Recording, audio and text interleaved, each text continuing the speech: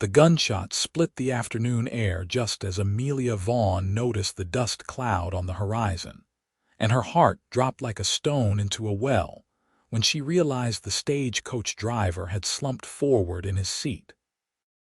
Blood bloomed across his shoulder as the horses screamed and bolted, sending the coach careening wildly across the rutted desert road between Socorro and White Oaks, New Mexico. And Amelia grabbed desperately at the wooden seat frame to keep from being thrown out entirely as another shot rang out from somewhere behind them. She had left Boston 3 weeks ago with such hope in her heart, 22 years old and freshly certified as a schoolteacher, ready to bring education to the frontier children who needed it so badly. Her aunt had warned her about the dangers of traveling alone through New Mexico territory in 1882, but Amelia had been stubborn, convinced that her mission was noble enough to keep her safe.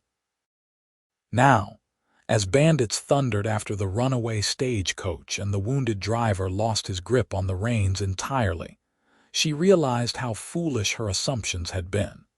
The horses veered sharply left, and Amelia screamed as the coach tilted dangerously on 2 wheels before crashing back down. Her carpetbag flew past her head and disappeared into the scrub brush. The driver tumbled from his perch, hitting the ground hard, and Amelia watched in horror as his body rolled to a stop in the dirt. She tried to climb forward to grab the reins herself, but the violent lurching of the coach made it impossible.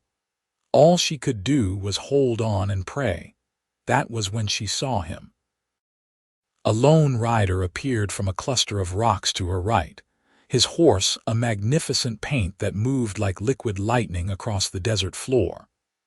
The man sat tall in his saddle, his dark hat pulled low, and even through her terror, Amelia noticed the confident way he handled his mount.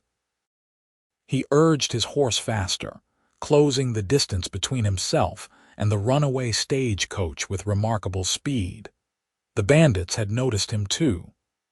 Amelia twisted around to see 3 rough-looking men on horseback, their faces covered with bandanas, and one of them fired a shot at the stranger. The bullet went wide, and the lone rider didn't even flinch.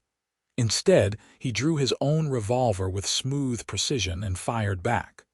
One of the bandits jerked in his saddle and fell, tumbling into the dust. The remaining 2 bandits split up, one continuing after the stagecoach while the other turned to deal with the stranger. Amelia watched as the cowboy wheeled his paint around with remarkable agility, firing another shot that sent the second bandit's hat flying. The man grabbed his head and pulled his horse to a stop, apparently deciding that whatever loot the stagecoach held wasn't worth dying for. He turned tail and rode back the way he'd come, but the third bandit was still coming, now almost alongside the stagecoach. Amelia could see his yellowed teeth through the gap in his bandana, could hear him laughing as he reached out to grab the dangling reins. She did the only thing she could think of, and kicked at his hand with her boot.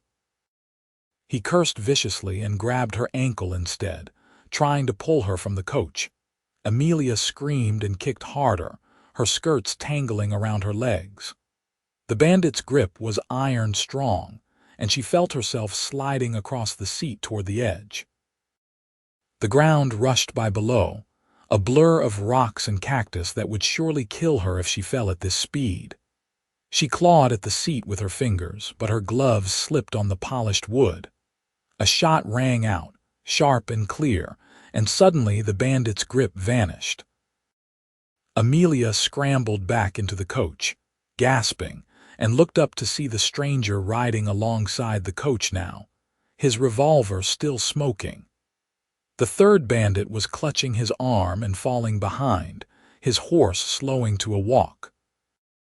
The cowboy holstered his gun and leaned forward in his saddle, urging his paint even faster. He pulled alongside the lead horse of the stagecoach team and reached out with steady hands, grabbing the loose reins. Amelia held her breath as he pulled back, his muscles straining, his paint keeping perfect pace despite the danger. The runaway horses fought him at first, wild with panic, but he held firm and kept pulling, kept talking to them in a low, calm voice that Amelia could barely hear over the thunder of hooves. Gradually, incredibly, the horses began to slow. Their gallop became a canter, then a trot, and finally they stopped altogether, sides heaving and covered in foam. The cowboy swung down from his paint before it had fully stopped moving and went immediately to the lead horse, stroking its neck and continuing that low, soothing murmur that seemed to work magic on the frightened animals. Amelia sat frozen in the coach, her hands shaking so badly she couldn't make them stop. Her heart hammered against her ribs like it was trying to escape, and her breath came in short, sharp gasps that didn't seem to bring enough air. The desert sun beat down mercilessly, but she felt cold all over. The stranger finished calming the horses and turned to her. He pushed his hat back, and Amelia got her first clear look at his face. He was young, probably not much older than her own 22 years, with sun-bronzed skin and eyes the color of creek water in summer, somewhere between blue and green and gray all at once. A few days' worth of stubble shadowed his jaw and dust covered his clothes, but there was something solid about him, something steady that made her feel safer just looking at him. "You hurt, madam." His voice matched the rest of him, low and calm and steady. Amelia tried to answer but found her voice had disappeared entirely. She shook her head instead, then immediately felt tears start to well up in her eyes. She blinked them back furiously, not wanting to cry in front of this stranger who had just saved her life with such casual bravery. "Hey, it's all right." He moved closer to the coach, his movements slow and deliberate like he was approaching a spooked horse. "You're safe now, they won't be coming back." The driver, Amelia finally managed to croak out. "He fell. He was shot." The cowboy's expression grew serious. "How far back?" "Not far. Maybe half a mile." He nodded once and held up his hand to her. "Can you get down, or do you need help?" Amelia looked at his outstretched hand and then at the distance to the ground. It seemed much farther than it should. She tried to stand, but her legs had turned to water, and she sat back down hard on the coach seat. "I've got you." The cowboy reached up and put his hands on her waist, lifting her down as easily as if she weighed nothing at all. Her legs buckled when her feet hit the ground, and he steadied her, his grip firm but gentle. "Just breathe. You're all right now." "Thank you," Amelia whispered. "You saved my life. Just happened to be in the right place." He studied her face for a moment, those unusual eyes taking in every detail. Or maybe the wrong place, depending on how you look at it. What's a lady like you doing on a stagecoach through bandit country with just one driver? "I'm going to White Oaks," Amelia said, finding her voice growing steadier. "I'm the new schoolteacher." Something shifted in his expression, though she couldn't quite name it. Surprise, maybe, or respect. "Long way from home, I'd guess. Boston." He let out a low whistle. "That's a far piece, all right. Name's Colt Prescott, madam. Most folks call me Colt. Amelia Vaughn." She held out her hand formally, and a slight smile tugged at the corner of his mouth as he shook it. His hand was calloused and warm, much larger than hers, and she felt heat rise to her cheeks when she realized she'd let the handshake go on a bit too long. She pulled her hand back quickly. "I don't know how I can ever thank you, Mr. Prescott." "Colt," he corrected. "And you can thank me by sitting down in that shade over there while I go check on your driver. You look about ready to fall over." He was right. Amelia let him guide her to a cluster of rocks that cast a small shadow, and she sank down gratefully onto a flat stone that was slightly cooler than the surrounding air. Colt pulled a canteen from his saddle and handed it to her.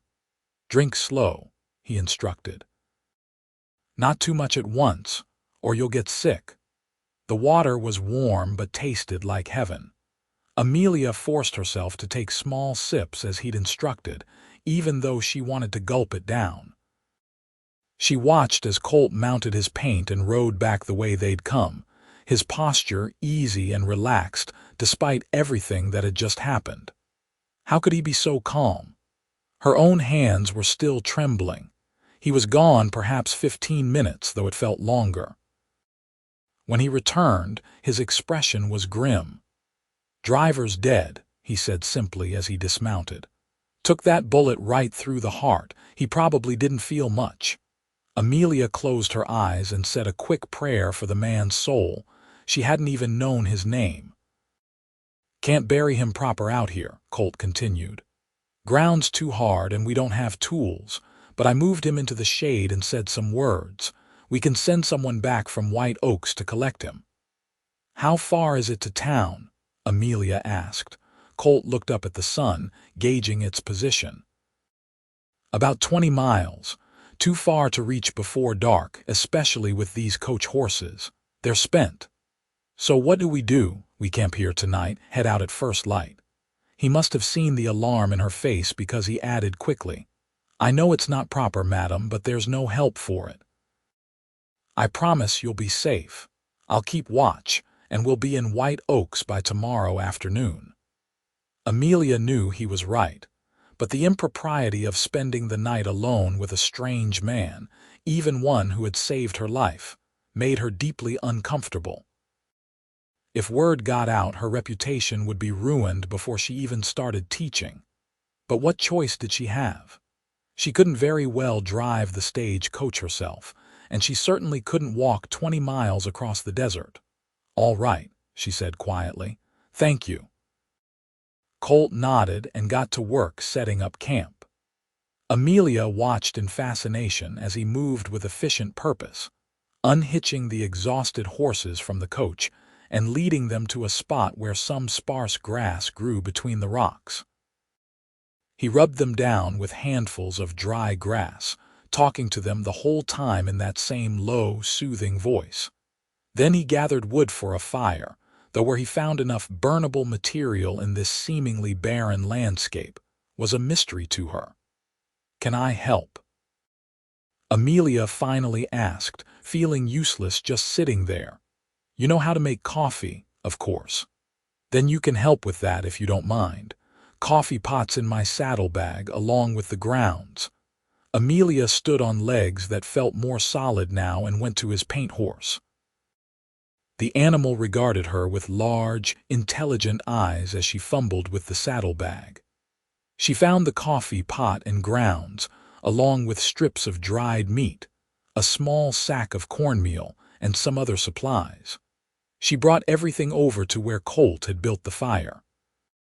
He showed her how to make Cowboy coffee, which involved boiling water directly in the pot with the grounds mixed in, then adding a little cold water at the end to settle them. It was nothing like the proper way she'd learned in Boston, but when she tasted the result, she had to admit it was surprisingly good, strong and hot and exactly what she needed. Colt mixed cornmeal with water to make simple cakes, which he cooked on a flat rock placed near the edge of the fire. They ate these with the dried meat, and though it was the plainest meal Amelia had eaten in her life, she was hungry enough that it tasted wonderful. As the sun set, painting the desert in shades of orange and purple and deep red, Amelia found herself relaxing despite the strangeness of the situation. Colt sat across the fire from her, giving her plenty of space, and didn't try to make conversation. The silence was comfortable rather than awkward, broken only by the crackling of the fire and the occasional snort from one of the horses. "Can I ask you something?" Amelia finally said, as full darkness fell and stars began to appear in the vast sky overhead. "Yes, madam. Why were you out here? It seems like an awfully remote spot to just happen upon." Colt took a sip of his coffee, considering his answer. "I work a ranch about 10 miles north of here, Boss sent me to Sakuro to pick up supplies and I was heading back, heard the shots and came to investigate. Lucky timing for you, I guess. Very lucky, Amelia agreed. I don't know what would have happened if you hadn't shown up. Nothing good. His voice was flat, matter of fact. Those bandits have been hitting stage coaches through here for about 3 months now. Usually they just take the strongbox and whatever valuables the passengers have, but lately they've been getting more violent. Marshall can't seem to catch them. Have you always lived out here? Most of my life. My pa brought our family west from Missouri when I was about 6 years old. He wanted to ranch, said there was opportunity in New Mexico territory if a man was willing to work hard. Colt stirred the fire with a stick, sending sparks spiraling up into the night. He was right about the hard work part. Lost him when I was 16. Pneumonia took him one winter. My ma followed him 6 months later. Some folks said it was grief that killed her more than sickness. I'm sorry, Amelia said softly. That must have been terribly hard. It was. He looked up at her across the fire, his eyes reflecting the flames. But it taught me to stand on my own 2 feet. Taught me that life out here doesn't give you time to fall apart. You either keep moving or you die. That sounds lonely. Sometimes it is. He paused, then added, What about you? What made a proper Boston lady decide to come all the way out here to teach school?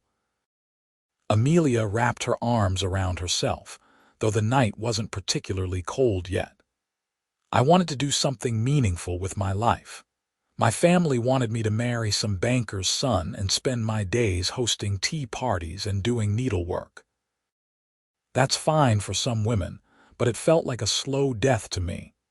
I read an article about how desperately the frontier needed teachers, especially for young children, and I thought this is what I'm meant to do.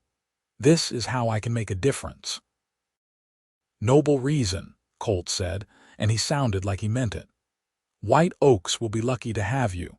It's a good town, growing fast with the mining operations.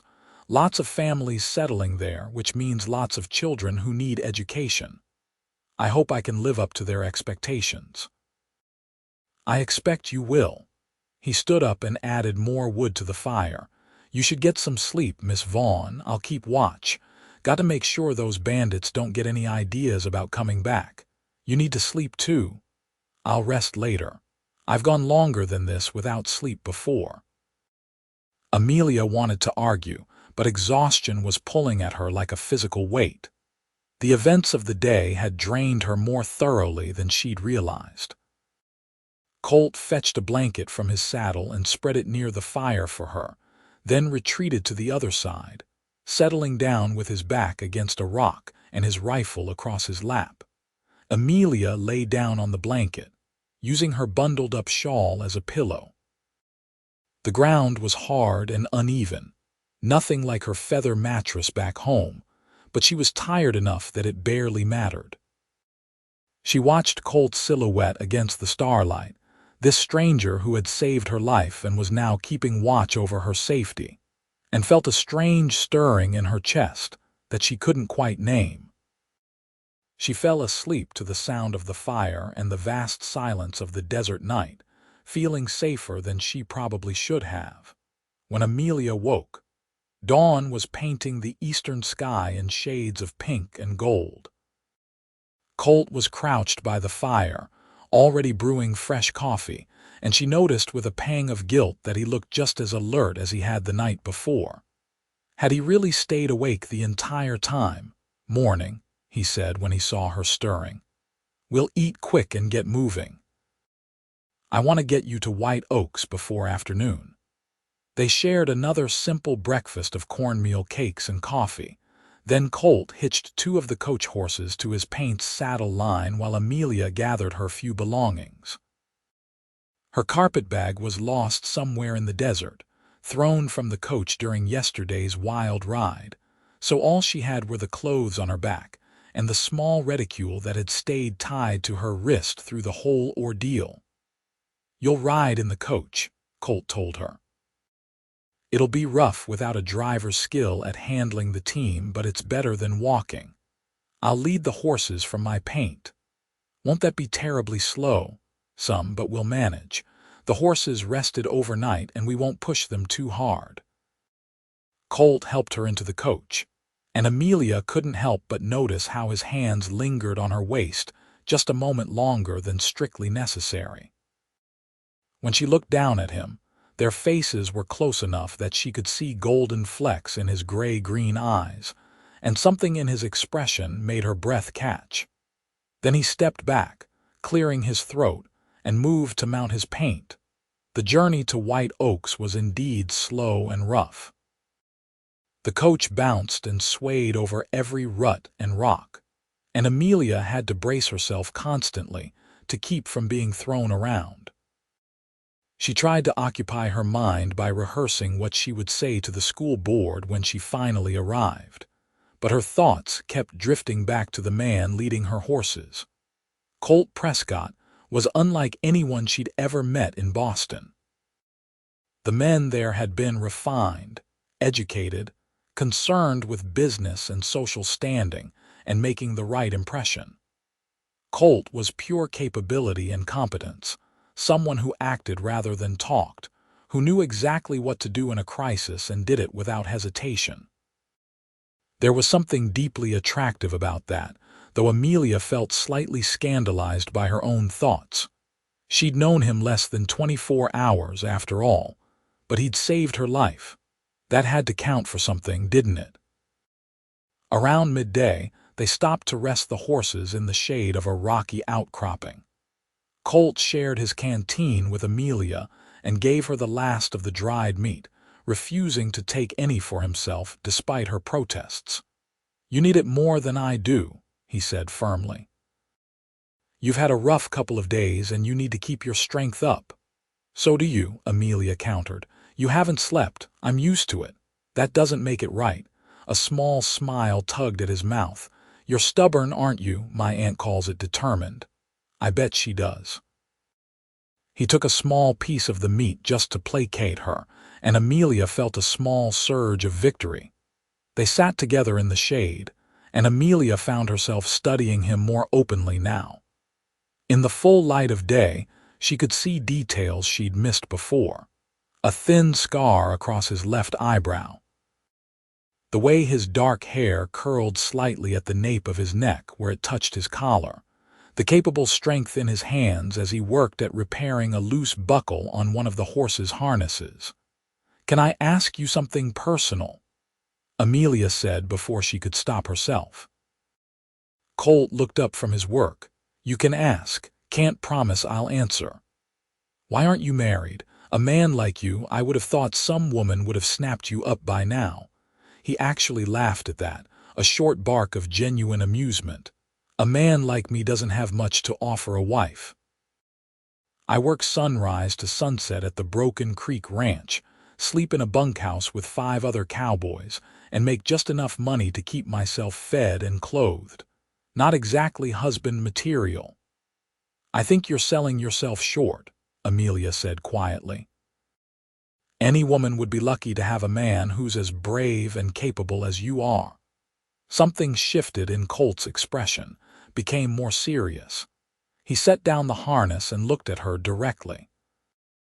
"That's kind of you to say, Miss Vaughn, but the truth is I haven't met a woman who'd want the kind of life I can give her. Most ladies want security, a nice house, stability.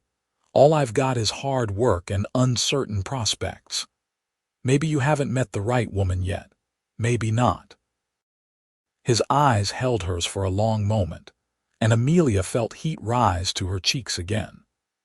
There was something in his gaze that made her feel seen in a way she'd never experienced before, like he was looking past all her carefully maintained proper manners to the person underneath.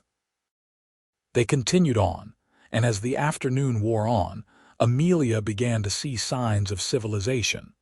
First, a fence line appeared in the distance.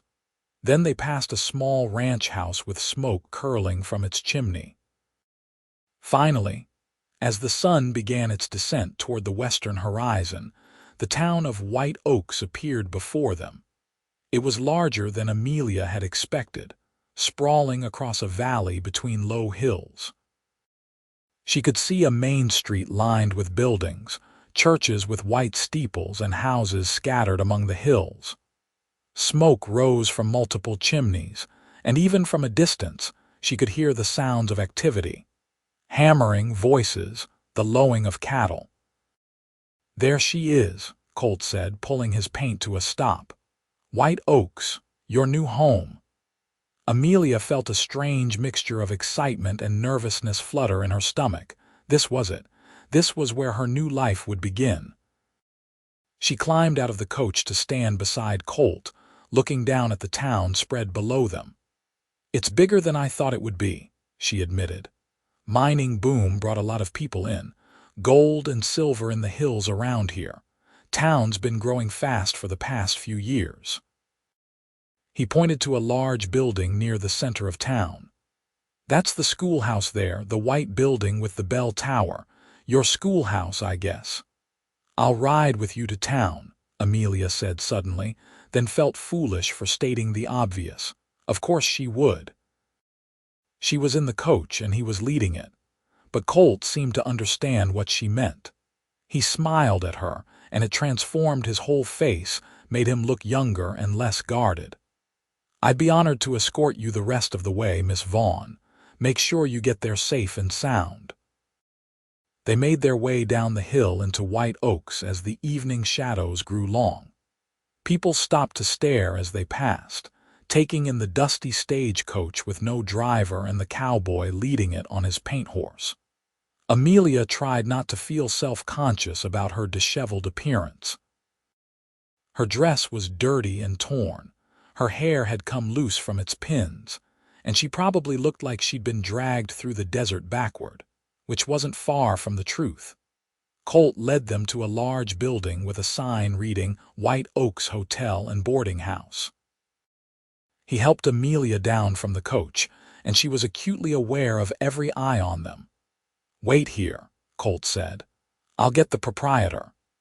He disappeared inside and returned a moment later with a plump, friendly-looking woman in her 40s who immediately took charge of the situation. "You poor dear," the woman exclaimed, hurrying over to Amelia. "I'm Mrs. Henderson. I run this boarding house. You must be Miss Vaughn, the new schoolteacher. We got word you were coming, but you're later than expected, and goodness, what happened to you?" "Bandits attacked the stagecoach," Amelia explained. "The driver was killed. Mr. Prescott saved my life and brought me here safely." Mrs. Henderson's eyes widened. "Bandits? How terrible! And poor George, he was such a nice man." She turned to Colt. "You did a fine thing, young man." "A very fine thing indeed." "Just did what needed doing, madam," Colt said, looking uncomfortable with the praise. "Well, you did it well. Miss Vaughn, let's get you inside and cleaned up. I've got a room all ready for you. The school board is covering your lodging until you get settled, Mrs. Henderson started ushering Amelia toward the door, still talking. "You'll want a hot bath and a good meal, I'm sure, and clean clothes. We'll sort everything out." Amelia let herself be herded along but stopped at the door and turned back to Colt. "Wait, I haven't properly thanked you." He'd been starting to lead the horses away, but he stopped and looked back at her. In the fading light, his eyes looked more gray than green, serious and steady. "You don't need to thank me, Miss Vaughn." "Yes, I do. You saved my life, kept me safe, and brought me here when you could have just gone about your own business. I owe you everything." Colt shifted his weight, clearly uncomfortable. "You don't owe me anything. I'm just glad I was there when you needed help. Will I see you again?" The question came out before Amelia could stop it, and she felt her cheeks burn. That was far too forward, too revealing of feelings she shouldn't be having for a man she barely knew, but Colt's expression softened. "I expect you will. White Oaks isn't that big a town, and I come through fairly regular for supplies. I'll check in, make sure you're settling in all right." "I'd like that," Amelia said softly. "Then I'll see you around, Miss Vaughn." He tipped his hat to her, then to Mrs. Henderson, and led the horses away toward what Amelia assumed was the livery stable. She watched him go until Mrs. Henderson tugged her inside, and even then, she craned her neck to keep him in sight as long as possible. The next few hours passed in a blur of activity. Mrs. Henderson drew Amelia a hot bath in a large copper tub, and Amelia sank into it gratefully, scrubbing away 2 days' worth of dust and fear. The boarding house owner provided fresh clothes borrowed from her own wardrobe, which were a bit large but clean and comfortable. Then she fed Amelia a hearty meal of beef stew and fresh bread that was the best thing she'd eaten since leaving Socorro. Other boarders came and went during the meal, all curious about the new schoolteacher. Amelia answered their questions as best she could, but her mind kept drifting back to Colt. Where was he now? Had he returned to his ranch? When would she see him again? The next morning, Amelia met with the school board, 3 men who ran the town's businesses and took their responsibility for education seriously. They were sympathetic about her ordeal with the bandits and relieved that she'd arrived safely. They showed her the schoolhouse, which was indeed the white building with the bell tower that Colt had pointed out. It was larger and better equipped than she'd expected, with proper desks, a good supply of books, and even a small organ in the corner. "Classes start Monday," the chairman of the school board told her. "That gives you the rest of this week to prepare. We've got about 30 students enrolled, ranging from age 6 to 16. Most of the older ones only come during the winter when they're not needed for farm work, but the younger children attend year-round." Amelia spent the next few days preparing her lesson plans and arranging the schoolhouse to her liking. She met many of the parents and their children, all of whom seemed eager and welcoming. White Oaks was proving to be a friendly town, and she started to feel that her decision to come west had been the right one. But every time she heard horses in the street, she found herself looking out the window, hoping to see a paint horse and its rider. Colt didn't appear, and Amelia tried not to feel disappointed. He had his own life and work, after all. He'd already done more than enough for her. She had no right to expect anything more. Then, on Friday evening, just as Amelia was leaving the schoolhouse after a long day of preparation, she heard a familiar voice. "Evening, Miss Vaughn." She turned so quickly, she almost dropped the stack of books she was carrying. Colt stood there beside his paint horse, hat in hand, looking slightly nervous in a way that made him seem younger. "Mr. Prescott?" Amelia's heart did a strange little leap in her chest. "I didn't think I'd see you again so soon. I wanted to check on you, make sure you were settling in all right." He shifted his weight from one foot to the other. "And I brought you something." He reached into his saddlebag and pulled out Amelia's carpet bag, dusty and slightly battered but intact. "My bag." Amelia set down her books and took it from him, overwhelmed. "How did you find it?" "Rode back out to where the attack happened on my day off. Figured it had to be somewhere along that stretch of road, and I got lucky. Most of your things are still inside, I think, though I didn't look through it." "That wouldn't be proper." Amelia clutched the bag to her chest, emotion welling up in her throat. Everything she'd brought from Boston was in this bag. Her mother's brooch, her teaching certificate, letters from her aunt, the few precious belongings she'd chosen to carry into her new life. She'd thought it was gone forever. "I don't know what to say," she whispered. "This is incredibly kind of you. It was no trouble." But his eyes were soft as he looked at her, and Amelia could tell it had been trouble, that he'd spent his precious free time riding miles across the desert to search for her lost bag. "Have you eaten?" The words came out before she could overthink them. "Mrs. Henderson always makes too much food, and I'd love to repay your kindness with at least a meal." Colt hesitated, and Amelia could see the internal debate play across his face. "I shouldn't impose." It's not imposing if I'm inviting you, please. I'd really like the company." "All right then," he said and smiled. "I'd be honored." They walked together to the boarding house, Colt leading his paint and Amelia carrying her recovered carpet bag. "Mrs. Henderson raised her eyebrows when she saw them together, but made no comment. Simply set two places at the table and served up generous portions of fried chicken, mashed potatoes, and green beans. Over dinner, they talked more easily than they had in the desert.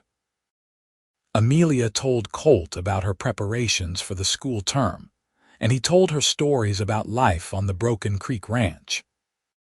She learned that he was 24, just 2 years older than her, that he'd been working at the ranch for 6 years, and that he had a natural way with horses that made him invaluable despite his youth. "The boss keeps saying he'll make me foreman one day," Colt said, stabbing at a piece of chicken. "But that's years off if it happens at all. There are men who have been there longer who'd have a claim to it first." "I think you'd make an excellent foreman," Amelia said. "You're a natural leader. I saw that in how you handled the situation with the bandits. That was just reacting to danger. Leading men day in and day out is different." "Is it? I think leadership is about staying calm in difficult situations and knowing what needs to be done. You certainly have those qualities." Colt looked at her across the table, and something warm flickered in his eyes. "You have a lot of faith in a man you barely know." "I know enough," Amelia said softly. "I know you're brave and kind and capable. I know you go out of your way to help people, even when it costs you your time and effort. Those things tell me what kind of man you are." A slight smile tugged at his mouth. "Careful, Miss Vaughn. You'll give me a swelled head with talk like that." "I doubt it." "You seem remarkably resistant to praise." "Maybe because I'm not used to it." After dinner, Colt walked Amelia to the porch of the boarding house. The sun had set, and stars were beginning to appear in the darkening sky. Amelia was acutely aware that this was probably goodbye, at least for a while. Colt would ride back to the ranch, and she would start teaching on Monday, and their lives would go in different directions. "Thank you again for the bag," she said, clutching it in both hands. "And for dinner. And for everything, really. You're welcome." Colt put his hat back on and touched the brim in that gesture she was learning meant respect. "Good luck with your first day of teaching." "Thank you. I'll need it." He started to turn away, then stopped and looked back at her. "Miss Vaughn, would it be all right if I came by sometime? To see how you're doing, I mean, if that wouldn't be inappropriate." Amelia's heart soared. "I'd like that very much. Please do come by whenever you're in town." "I will then." He smiled at her one more time, then mounted his paint and rode off into the darkness. Amelia stood on the porch long after he'd disappeared from sight, holding her recovered carpet bag and feeling happier than she had in weeks. The first day of school arrived with crisp September sunshine. Amelia woke early, her stomach fluttering with nerves, and dressed with special care in her best teaching dress. She'd unpacked her mother's brooch from the recovered carpet bag and pinned it to her collar for luck. The students arrived promptly at 8 o'clock, shepherded by parents who wanted to meet the new teacher. Amelia greeted each one warmly, learning names and ages, trying to project confidence she didn't entirely feel. The children ranged from tiny 6-year-olds who could barely reach their desk seats to lanky teenagers who looked skeptical about being taught by a woman barely older than themselves. But as the day progressed, Amelia found her rhythm. She'd trained for this, after all, and teaching was in her blood. Her own mother had been a teacher before marriage, and Amelia had inherited her patience and gift for explaining things clearly. By the time she dismissed the students at 3 o'clock, she felt exhausted but triumphant.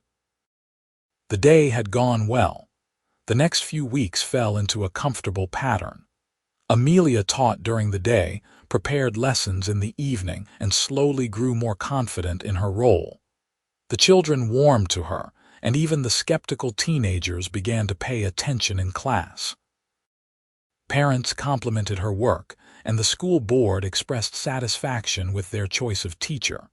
But through it all, Amelia found herself thinking about Colt more than she probably should. Every time she heard hoofbeats, her heart would leap, hoping it was him.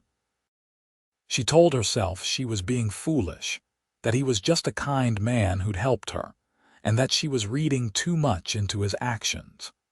But she couldn't help the way her pulse quickened when she remembered the way he'd looked at her or the warmth in his voice when he spoke to her. 3 weeks after school started, Colt appeared at the schoolhouse just as Amelia was dismissing her students for the day. She saw him through the window, sitting on his paint outside the fence, waiting patiently, and her heart did that familiar little leap. "Good afternoon, Mr. Prescott," she called as she stepped outside, trying to sound casual despite her racing pulse. "Afternoon, Miss Vaughn." He dismounted and walked over to the fence. "I hope I'm not interrupting." "Not at all. I just finished for the day." She walked closer, suddenly shy. "It's good to see you. You too. I've been meaning to come by sooner, but the work's been heavy at the ranch. We're bringing the cattle down from summer pasture, and it's all hands needed from sunrise to sunset." "That sounds exhausting." "It is, but it's good work. Honest work." He hesitated, then said, "I was wondering if you might like to take a walk, if you're not too tired from teaching." "I'd love to," Amelia said, probably too quickly. They walked together through the town, Colt leading his paint horse, talking easily about everything and nothing. Amelia told him about her students, about the funny things the children said and the progress they were making. Colt told her about ranch life, about the ornery bull that had broken through 3 fences, and the new colt that had been born with markings that looked like a star on its forehead. They ended up at the edge of town, where the buildings gave way to open land. Colt tied his horse to a fence post, and they sat together on a flat rock, watching the sun begin its descent toward the horizon. "I've been thinking about you," Colt said suddenly, his eyes on the sunset rather than on her. Amelia's breath caught. "You have? More than I probably should." He turned to look at her then, his expression serious. "I know we haven't known each other long, Miss Vaughn. I know I'm just a ranch hand with not much to offer. But I can't stop thinking about you, about that day in the desert, about how brave you were, about the way you look at the world like everything's an adventure waiting to happen." "Colt, Amelia started, but he held up a hand. "Let me finish. I don't have pretty words like those educated men back east probably do. All I've got is the truth. The truth is, I think you're the most remarkable woman I've ever met, and I'd like permission to court you proper if you're willing.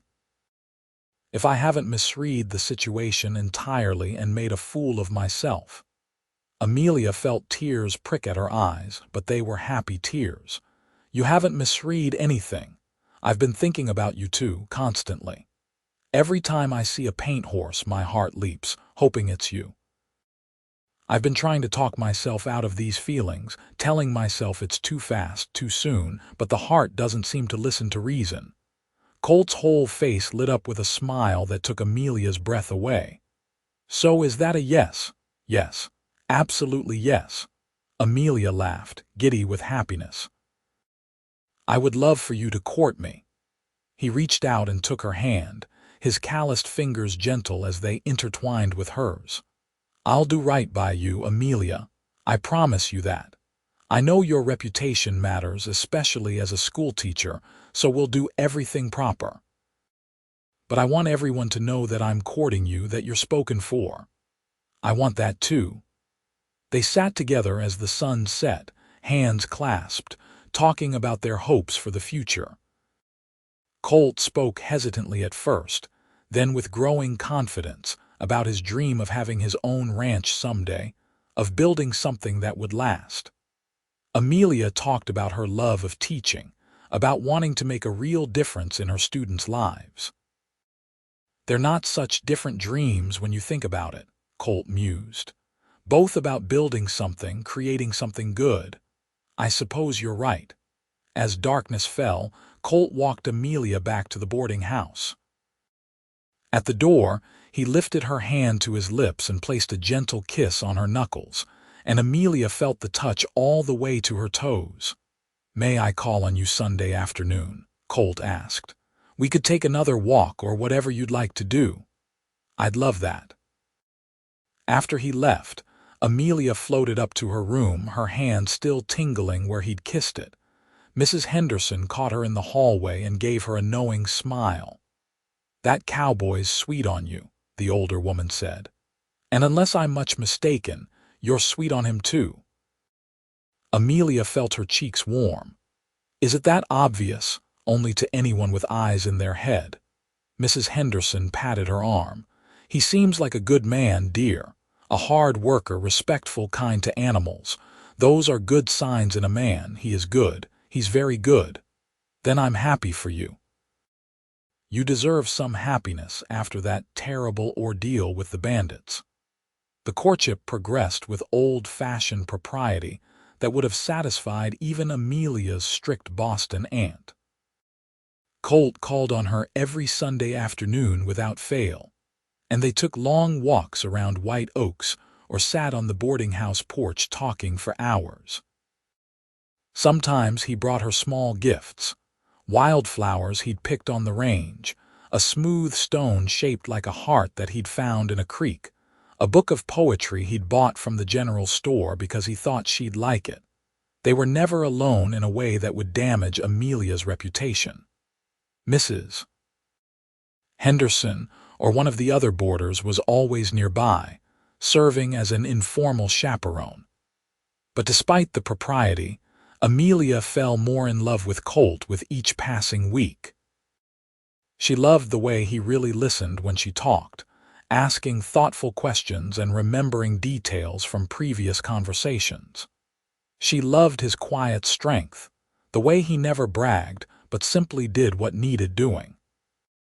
She loved how gentle he was with animals and children, how the smallest students at school would run up to him on the street to show him their schoolwork or tell him stories. And she loved the way he looked at her, like she was something precious and wonderful, like he couldn't quite believe his good fortune in knowing her. November arrived with cooler weather, and Colt started appearing with small practical gifts. He brought her a warm shawl he'd bought in Santa Fe on a supply run. He fixed the loose board on the schoolhouse steps before anyone could trip on it. He made sure the schoolhouse woodpile was always stocked so the children would be warm during lessons. "You take care of everyone else," he told Amelia when she protested that he was doing too much. "Someone ought to take care of you too." It was mid-November, on a particularly cold Sunday afternoon, when things between them changed. They were sitting on the boarding house porch, bundled in coats, watching their breath make clouds in the air. Colt had been quieter than usual, and Amelia could tell something was on his mind. "What is it?" she finally asked, taking his hand. They'd grown comfortable with small touches, holding hands, his arm around her shoulders when they walked, her hand on his arm, but they'd been careful not to go beyond what was proper. Colt was quiet for a long moment, his thumb absently stroking the back of her hand. "The boss called me into his office yesterday." "Is something wrong?" "No, the opposite actually." He looked at her, and his eyes were bright with barely contained excitement. "He's making me foreman starting in January. His current foreman is retiring, moving to California to be near his daughter, and the boss wants me to take over." "Colt, that's wonderful." Amelia threw her arms around him, forgetting propriety for a moment in her happiness for him. "I knew he would recognize your worth." Colt hugged her back, his arms strong and warm around her. When she pulled back, his hands lingered on her waist, and they were close enough that Amelia could see the individual grains of stubble on his jaw, the tiny gold flecks in his gray-green eyes. "It comes with a substantial raise," Colt said, his voice lower now, almost rough. "And there's a foreman's cabin on the ranch property. Small but sturdy, with 2 rooms and a good stove. It's mine to use as long as I hold the position." Amelia's heart started beating faster. She understood what he was really saying, what he was working up to.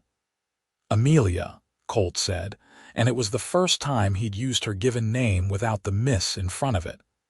"I know we've only been courting 3 months. I know the proper thing would be to wait longer. But I'm not a patient man when it comes to things I want, and I want you. I want to marry you, to build a life with you. I want to wake up every morning with you beside me and come home every evening to you. I want to fill that cabin with love and laughter and maybe, someday, with children." He reached into his coat pocket and pulled out a ring, a simple gold band with a small but perfect diamond that caught the afternoon light. "I had to save for 2 months to buy this," he admitted. "It's not fancy, not like you could get back east, but it's honest and real, like everything I feel for you. Amelia Vaughn, would you do me the honor of becoming my wife?" Tears streamed down Amelia's face, but she was smiling so wide it almost hurt. "Yes. Oh yes, Colt, I'll marry you." He slipped the ring onto her finger, and it fit perfectly. Then he cupped her face in his hands and kissed her, gentle at first and then deeper, and Amelia felt like her heart might burst from happiness. This was what she'd been looking for without even knowing it. Not adventure for its own sake, but this. Love with a good man, a partnership built on respect and affection, a future full of possibilities. When they finally broke apart, both breathing hard, Colt rested his forehead against hers. "I love you," he said. "I should have said that first, but I was so nervous about the proposal that I forgot. I love you, Amelia, more than I thought it was possible to love anyone." "I love you too," she whispered back. "So much."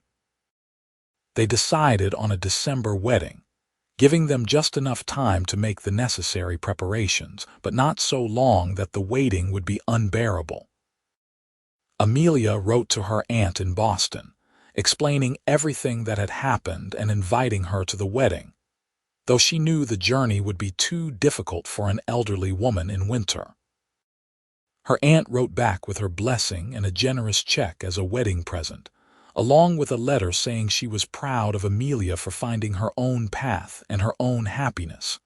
The women of White Oaks rallied around Amelia, helping her prepare for the wedding. Mrs. Henderson organized a quilting bee to make a wedding quilt. The pastor's wife helped Amelia sew a wedding dress from beautiful cream-colored fabric they ordered from Santa Fe. The students at school made decorations and practiced singing hymns for the ceremony.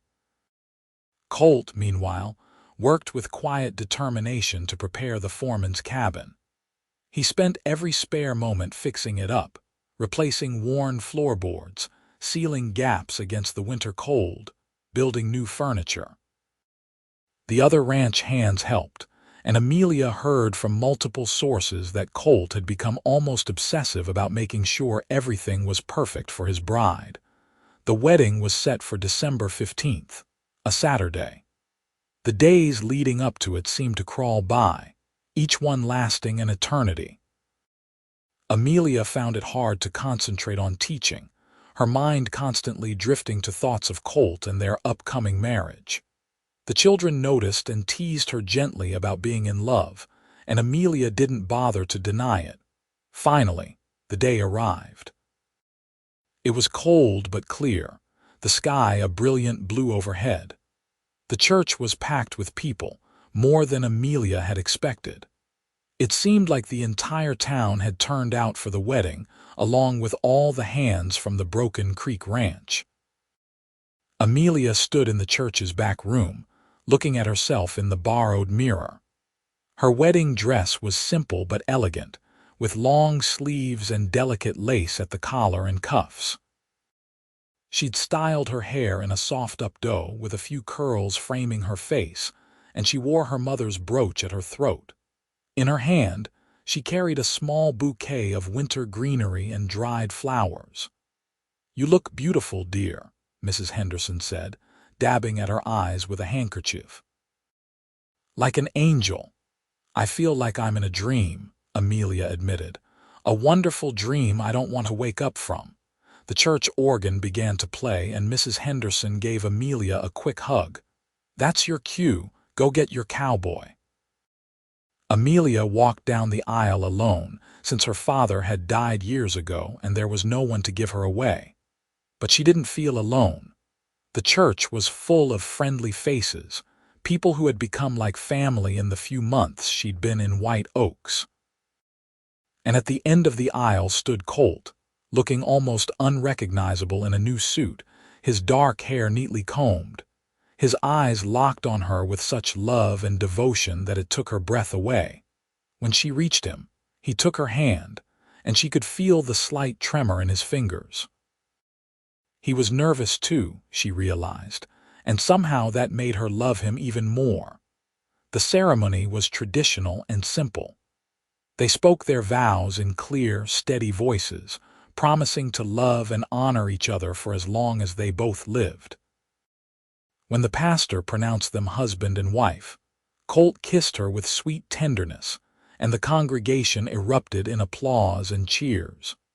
The reception was held in the church hall, with food brought by half the town and music provided by a local fiddle player and his friends. Amelia danced with Colt, her husband, that word still feeling new and wonderful in her mind, and felt happier than she'd ever been in her life.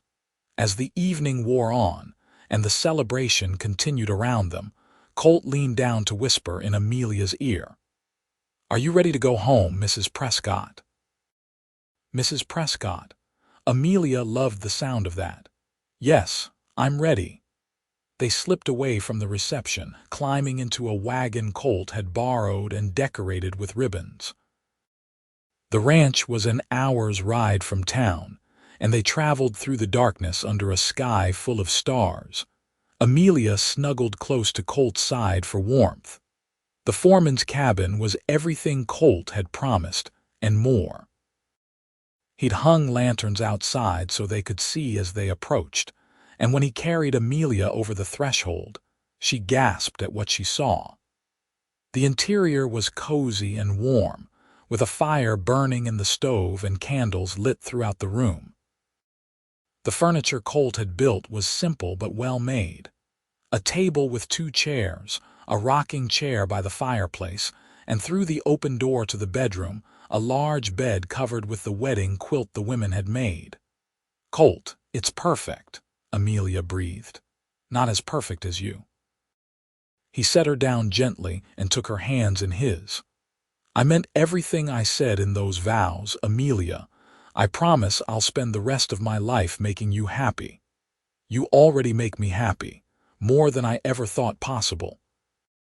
He kissed her then, deeper than he'd ever kissed her before, and Amelia melted into his arms. This was her husband, her partner, the man she would spend the rest of her life with. When he picked her up and carried her toward the bedroom, she went willingly, her heart full of love and trust and anticipation for the life they would build together. The first few months of marriage were an adjustment but a happy one. Amelia continued teaching at the school, driving herself to town each morning in the small buggy Colt had bought for her and returning to the ranch each evening. It made for long days, but she loved her work and couldn't imagine giving it up. Colt thrived in his new role as foreman. He had a natural talent for leadership that the other ranch hands respected, and the ranch operations ran smoothly under his direction. He worked hard, often from before sunrise until after dark, but he always made time for Amelia, always made her feel cherished and important. Their evenings together became Amelia's favorite time. They would eat dinner together at their small table, and Colt would tell her about his day while she told him about hers. Then they would sit by the fire, reading or talking or simply enjoying each other's presence. Sometimes Colt would pull out his guitar, an instrument Amelia hadn't known he played, and sing old cowboy ballads in his pleasant baritone. Winter gave way to spring, and spring to summer. The cabin that had seemed so small at first grew to feel like home, filled with small touches that reflected both their personalities. Amelia's books on the shelf Colt had built, his spurs hanging by the door, wildflowers she picked arranged in jars on the windowsill, his worn work gloves always on the table where he left them. In July, Amelia realized she was pregnant. She'd suspected for a few weeks, but hadn't said anything to Colt until she was sure. When she finally told him one evening after dinner, he looked stunned for a moment, then let out a whoop of joy and picked her up, spinning her around until she laughed and begged him to put her down. "A baby," he kept saying, his hand on her still flat stomach. "We're going to have a baby." "Are you happy?" Amelia asked, though his reaction had made the answer obvious. "Happy, Amelia, I'm beyond happy. I'm terrified and excited and grateful all at once." He pulled her close, his arms gentle around her. "You're going to be an amazing mother, and you'll be an amazing father." The pregnancy progressed smoothly. Amelia continued teaching through the fall, though she planned to take a break after the baby was born. The women of White Oaks held a baby shower for her, gifting her with tiny clothes, blankets, and more advice than she knew what to do with. Colt became almost comically protective, insisting on driving her to and from school, even though she was perfectly capable of handling the buggy herself, worrying whenever she so much as stumbled. "I'm pregnant, not made of glass," Amelia told him with fond exasperation after he'd forbidden her from carrying her own schoolbooks. "I know, but I can't help it. You're carrying the most precious cargo in the world." Their son was born on a cold February morning in 1884, after a labor that lasted through the night. Colt stayed with Amelia the whole time, holding her hand, wiping her forehead with cool cloths, whispering encouragement. When the baby finally arrived, squalling and red-faced and perfect, Colt had tears streaming down his face. "He's beautiful," he whispered, awe in his voice. "Amelia, he's so beautiful." They named him Thomas after Colt's father. He was a good baby, healthy and strong, and watching Colt with him made Amelia fall in love with her husband all over again. This big, strong cowboy became the gentlest, most tender father, singing lullabies in the middle of the night, changing diapers without complaint, spending hours just holding his son and marveling at tiny fingers and toes. Amelia took a year off from teaching to care for Thomas, and during that time, their life on the ranch settled into a comfortable rhythm. She loved being a mother, loved watching her son grow and change each day. But she also missed teaching, missed the intellectual challenge and the satisfaction of helping children learn. When Thomas turned 1, Amelia and Colt had a long conversation about her returning to work. Colt was supportive but worried about her taking on too much. They eventually worked out a solution. Amelia would teach 3 days a week instead of 5. And on those days, Mrs. Henderson would watch Thomas at the boarding house, which wasn't far from the school. The arrangement worked well for everyone. Amelia got to continue the work she loved while still being primarily focused on her family. Thomas thrived under Mrs. Henderson's doting care on the days Amelia taught, and Colt's career continued to advance as the ranch prospered under his management. 2 years after Thomas was born, Amelia became pregnant again. This time, they had a daughter they named Caroline. She was different from Thomas in every way, with Amelia's blue eyes and a temperament that was both sweeter and more stubborn than her brother's. Colt was, if possible, even more smitten with his daughter than he'd been with his son. "I'm in trouble," he told Amelia one evening, watching Caroline sleep in his arms. "This little girl is going to wrap me around her finger, and I won't even care." "You're supposed to be the stern father," Amelia teased. "Can't help it. Look at her. She's perfect. Life was good. Better than good." Amelia had never imagined she could be this happy, this fulfilled. She had work that mattered, a husband who loved her deeply, 2 beautiful children, and a community that felt like family. Sometimes she thought back to that terrifying day on the stagecoach, to the moment when Colt had appeared like an answer to her prayers, and felt overwhelmed with gratitude for the path her life had taken. The years passed in a blur of school terms and harvests, birthdays and holidays, small daily joys and occasional challenges. Thomas grew into a serious, thoughtful boy who loved books and horses in equal measure. Caroline became a spirited little girl who could charm anyone with her smile, and had inherited her mother's stubborn streak and her father's fearlessness. When Thomas was 7 and Caroline 5, the ranch owner called Colt to his office with news that would change their lives again. He was getting old, he said, and wanted to retire. He decided to sell the Broken Creek Ranch, and he wanted to offer Colt first chance to buy it. The price was fair, more than fair really, but it was still a huge amount of money. Colt and Amelia sat up late into the night, going over their finances, discussing the risks and opportunities. They'd saved carefully over the years, and with a loan from the bank, they could just barely afford it. "It's a risk," Colt said, running his hands through his hair. "A big one. If we fail, we could lose everything. Or we could succeed," Amelia countered. "You know this ranch inside and out. You've been running it in everything but name for years now. If anyone can make it prosper, it's you. But what about your teaching? If we own the ranch, you'll need to be more involved in the operations. There won't be time for both."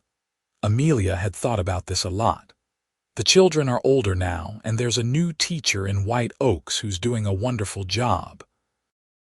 Maybe it's time for me to step back from teaching and focus on the ranch and our family. I'll miss it, but I also think I'm ready for a new chapter. They bought the ranch in the spring of 1889. It was terrifying and exhilarating in equal measure, suddenly being responsible for thousands of acres of land, dozens of cattle, and the livelihoods of the ranch hands who worked for them. But Colt had learned from the best, and Amelia threw herself into learning the business side of ranching with the same determination she'd once applied to teaching. The first few years were hard. There were droughts and hard winters, cattle diseases and fluctuating market prices. More than once, Amelia lay awake at night worrying about whether they'd made a terrible mistake. But Colt's leadership and their joint determination saw them through the rough patches, and slowly, the ranch began to prosper. They modernized the operations, introducing new breeding techniques and better water management. They treated their ranch hands fairly, paying good wages and providing decent living conditions, which meant they attracted and kept the best workers. They built a reputation for quality cattle and honest dealing, and buyers sought them out. Thomas and Caroline grew up as true ranch kids, spending their days riding horses, helping with chores, and learning the business from the ground up. Amelia homeschooled them, ensuring they got a solid education even while living the ranch life. Thomas showed a natural aptitude for the business side of ranching, while Caroline had her father's gift with horses. In 1895, when Amelia was 35 and Colt 37, they were surprised by an unexpected pregnancy. Their third child, a son they named Daniel, arrived that November. The older children were delighted to have a baby brother, and Colt joked that they were starting over again just when they'd gotten the first 2 half raised. By the turn of the century, the Broken Creek Ranch was one of the most successful operations in the territory. They'd expanded their holdings, bought neighboring land, and built a larger house to replace the foreman's cabin that had been their first home. It was a beautiful house with a wide porch and modern conveniences, but Amelia had insisted they keep the cabin and maintain it. It was where their life together had really begun, and she couldn't bear to see it torn down. Thomas went to college in the East to study business and agriculture, with plans to return and help run the ranch. Caroline surprised everyone by announcing she wanted to train horses professionally, and she was good enough that Colt couldn't argue against it. Daniel was still young, but already showing signs of having inherited the best traits of both his parents, his father's steady capability and his mother's sharp mind. On a warm evening in June 1902, Amelia and Colt sat together on the porch of their house, watching the sunset paint the sky in brilliant colors. They were both graying now, lines of age and experience marking their faces, but to Amelia, Colt was still the handsome cowboy who'd saved her life all those years ago. "Can you believe it's been 20 years since we got married?" Colt mused, his arm around Amelia's shoulders. "Sometimes it feels like yesterday. Other times it feels like a whole lifetime. It has been a lifetime, a good one." He pulled her closer. "Do you ever regret it, giving up your teaching career in Boston to come out here, not for a single moment?" Amelia turned to look at him, seeing the boy he'd been and the man he'd become, all in the same beloved face. "This is exactly where I was meant to be. With you building this life, raising our children. I wouldn't change a thing. Even the part where bandits attacked your stagecoach." Amelia laughed. "Well, I could have done without that particular experience, but it brought me to you, so I can't complain too much." Colt kissed her temple, his lips gentle against her skin. "I love you, Amelia Prescott, just as much now as I did 20 years ago, maybe more. I love you too."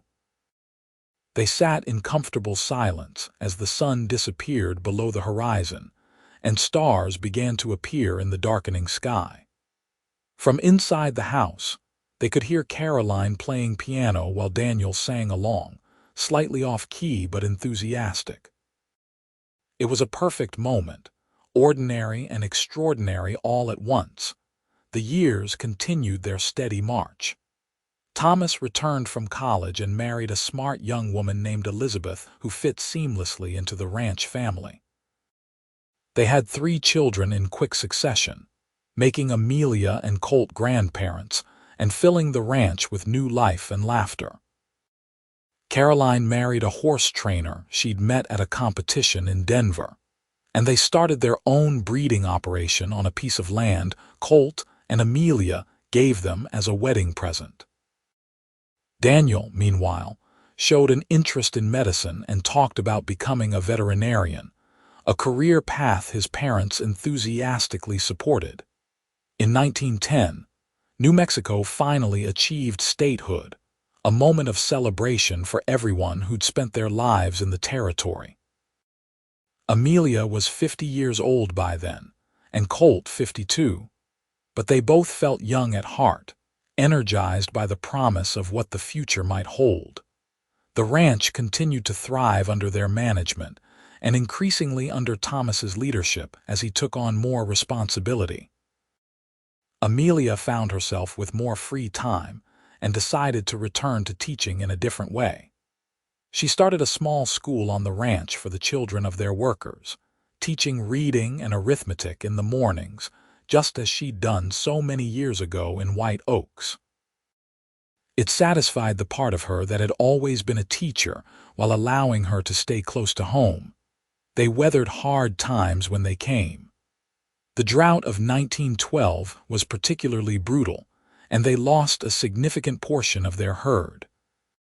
The First World War brought uncertainty and market fluctuations. But they'd learned resilience over the years, learned to adapt and persevere, and they always came through together. In the summer of 1922, They celebrated their 40th wedding anniversary with a huge party that brought together family and friends from across New Mexico and beyond. Thomas and Elizabeth were there with their 5 children, the youngest barely a toddler. Caroline and her husband came with their 3 children and a dozen horses in tow. Daniel arrived from veterinary school in Colorado with his fiancée, a quiet young woman who loved animals as much as he did. The ranch was full of life and noise and joy, exactly as Amelia had always imagined it could be. At one point during the party, she stood on the porch of the big house, looking out at the gathering, and felt Colt's arms come around her from behind. "This is all because of you," he murmured in her ear. "Everything we've built, everything we have.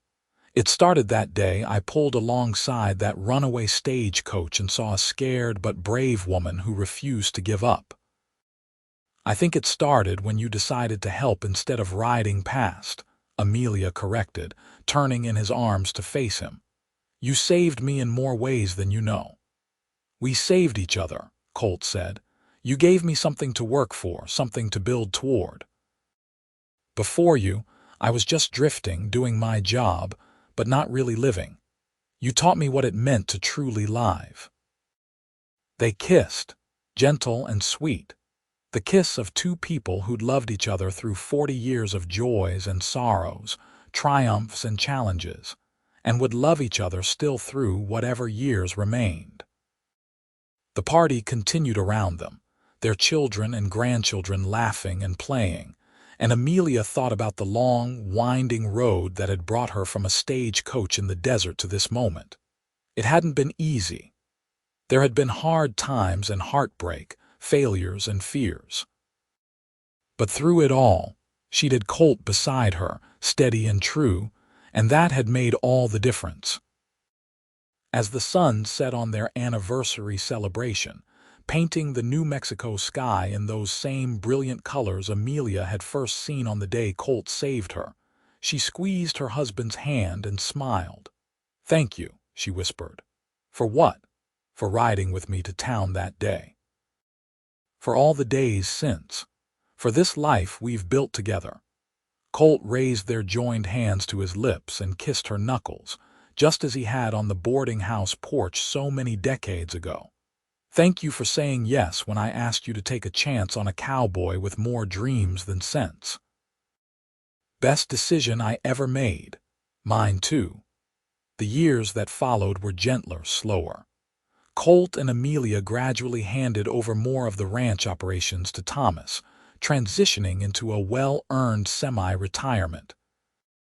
They spent their days together, taking slow rides around the property, visiting their children and grandchildren, and sitting on the porch watching sunsets. They kept the old foreman's cabin in perfect condition, sometimes spending nights there just the 2 of them, reliving those early days of marriage and remembering who they'd been when everything was new. The cabin had become a symbol for them, a reminder that the best things in life often start small and simple, built with love and care into something lasting. In the spring of 1925, as Amelia approached her 65th birthday, she and Colt decided to make a sentimental journey. They hitched up a wagon, packed supplies, and retraced the route of that fateful stagecoach ride from over 40 years ago. The landscape had changed, of course. Roads were better, and more settlements dotted the way. But the essential character of the land remained. Vast, beautiful, unforgiving, full of promise. They stopped at the spot where Colt had first appeared, riding to her rescue, and Amelia felt tears prick her eyes at the memory. They'd been so young then, neither knowing what the future would hold, but willing to face it together. "I'd do it all again," Colt said, as if reading her thoughts. "Every single moment, even the hard ones, all of it brought us here." "So would I," Amelia agreed. "I wouldn't change a thing." They stood together in the desert where their story began. 2 people who'd found each other against all odds and built a love that had lasted a lifetime. The wind blew warm across the scrubland, carrying the scent of sage and possibility, and Amelia leaned into Colt's embrace, exactly where she belonged. Their journey continued for a few more miles until they reached White Oaks, the town that had been Amelia's destination all those years ago. It had changed dramatically, grown and modernized with the times. The schoolhouse where she'd taught was still there, though converted now into a community center. They walked the streets hand in hand, Amelia pointing out places she remembered, Colt adding his own memories from the times he'd visited her during their courtship.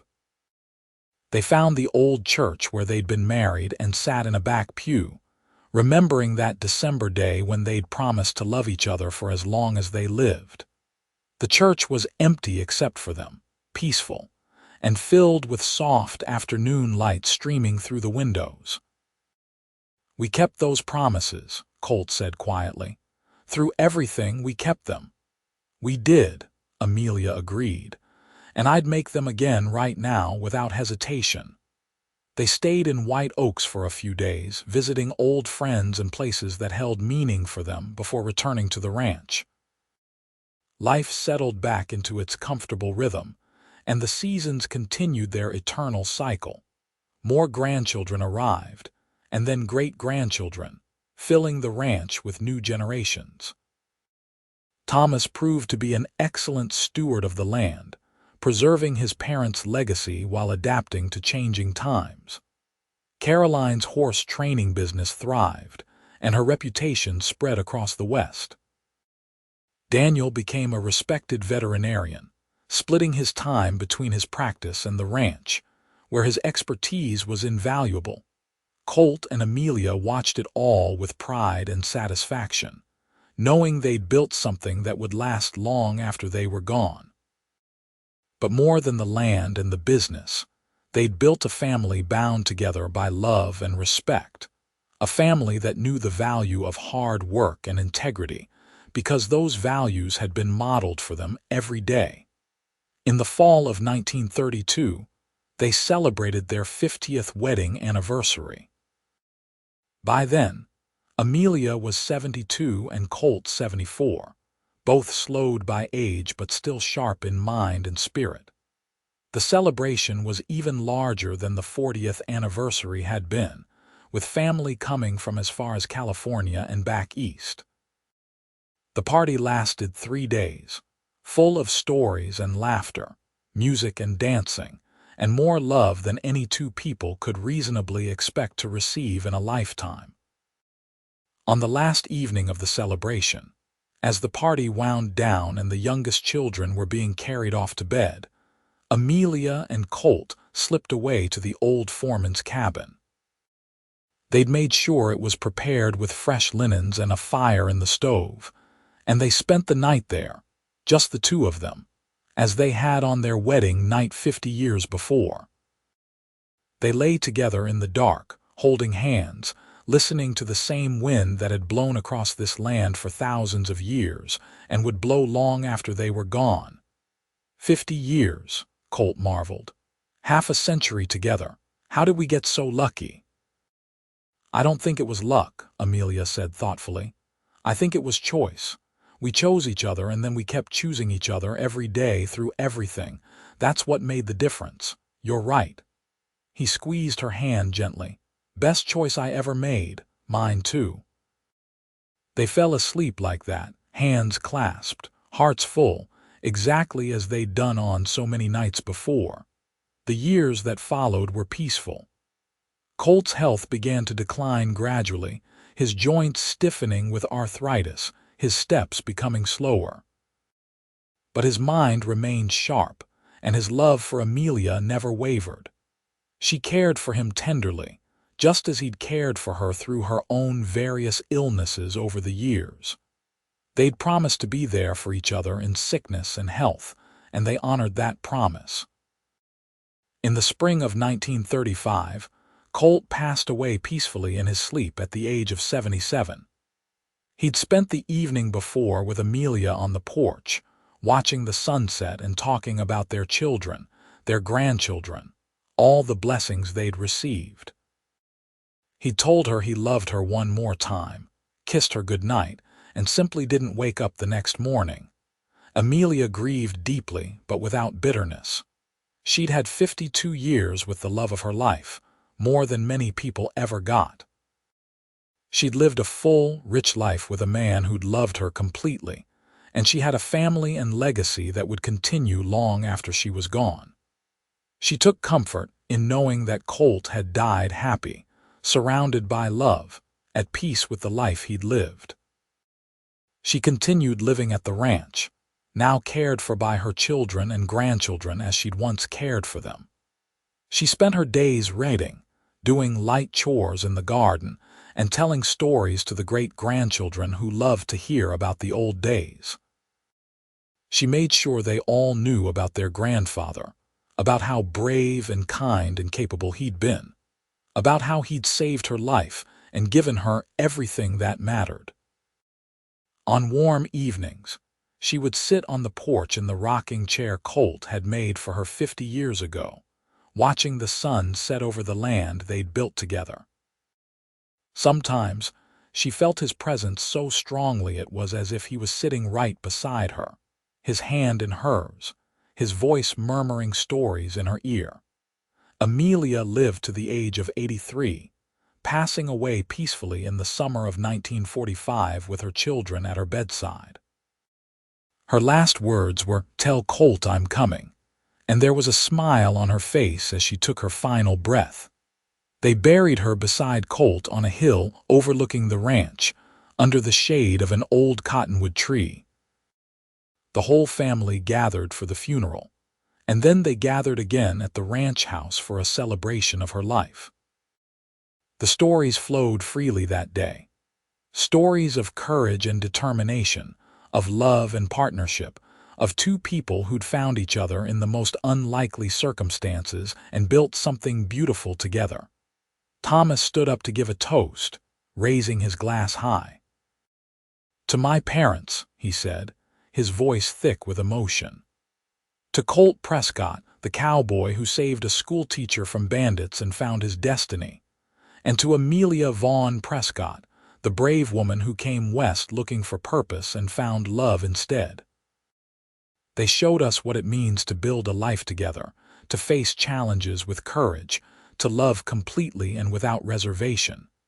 Everything we have, everything we are, we owe to them. May their love story live on through us and through all the generations that follow." To Colt and Amelia, everyone echoed, raising their glasses. And so the story of a cowboy and a schoolteacher, which began with a desperate stagecoach rescue in the New Mexico desert, ended as all the best love stories do. Not with an ending at all, but with a legacy that would continue through the lives they'd touched and the love they'd created. The ranch they'd built together continued to thrive under the care of their descendants. The values they'd instilled in their children passed down through the generations. And on quiet evenings, when the wind blew just right across the New Mexico landscape, you could almost hear two voices drifting from that old foreman's cabin on the hill, talking and laughing together, exactly as they had for more than 50 years. Their love had been tested by hardship and strengthened by shared dreams. It had survived everything the Wild West could throw at it: bandits and droughts, economic hardships, and the challenges of building a life from nothing. And in the end, it had become something greater than either of them could have imagined that day on the desert road when a young cowboy appeared like an answer to prayer, and a terrified schoolteacher found the courage to trust a stranger. Years later, when Caroline's granddaughter asked what made their love story so special, Caroline thought for a long moment before answering. "They chose each other," she finally said. "Every day, through everything, they kept choosing each other. Your great-grandfather could have ridden past that stagecoach, but he chose to help. Your great-grandmother could have returned to Boston after the attack, but she chose to stay. And then they chose to build a life together, even when it was hard, even when they didn't know if they could make it work. That's what made it special. Not that they fell in love, but that they stayed in love through all the years and all the challenges. They showed us that love isn't just a feeling. It's a choice you make, over and over again. And so the story lived on, told and retold around dinner tables and campfires, passed down through the generations as an example of what love could be when two people were brave enough to reach for it and determined enough to hold on. The Broken Creek Ranch stood as a monument to what they'd built together, but the real legacy was in the hearts of the family they'd created, in the values they'd instilled, in the love they'd shown could survive and thrive even in the harshest conditions. On the hill where they were buried, under the shade of that old cottonwood tree, their graves lay side by side, exactly as they'd chosen to live their lives. Their love story had begun with a rescue and a promise. I'll ride with you to town.